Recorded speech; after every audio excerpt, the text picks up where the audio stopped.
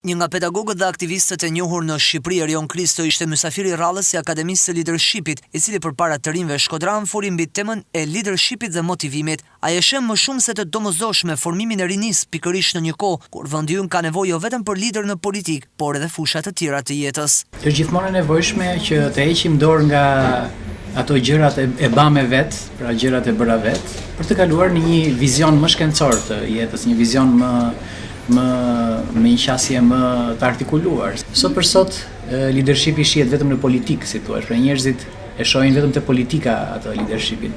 Problemi është që ne kemi nevojë për leadership në të gjitha fushat e jetës. Kemi nevojë në fushën sociale, shumë për leadership. Kemi nevojë në fushën ekonomike, madje kemi nevojë që edhe gruaja, vajzat të marrin, si thua, përsipër çështjet e leadershipit, pra të bëhen edhe ato pjesë e drejtimit. Shqipërisë nuk i mungon asnjë gjë.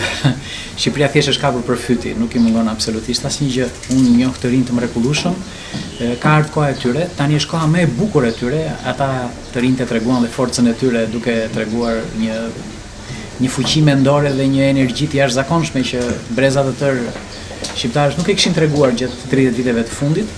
Mbetet shqetësues fenomeni largimit të rinisë nga Shqipëria për shkak të një klase politike që punon kundër interesit kombëtar, por Kristo është optimist se të rinjt një ditë do të rikthehen në foljen e tyre.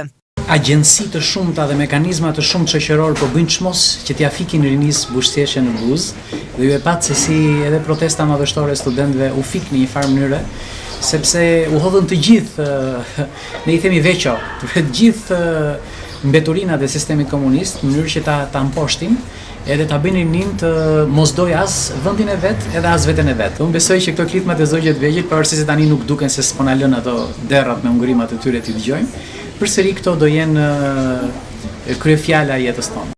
Interaktiv ishte takimi me të rinjt, ku nuk munguan pyetjet dhe përgjigjet mbi realitetin që jeton sot Shqipëria, ku shpresa është vrarë jo pak. Erion Kristo është nga pedagogët më në zënë vend, si dhe aktivist në kauza të ndryshme qytetare.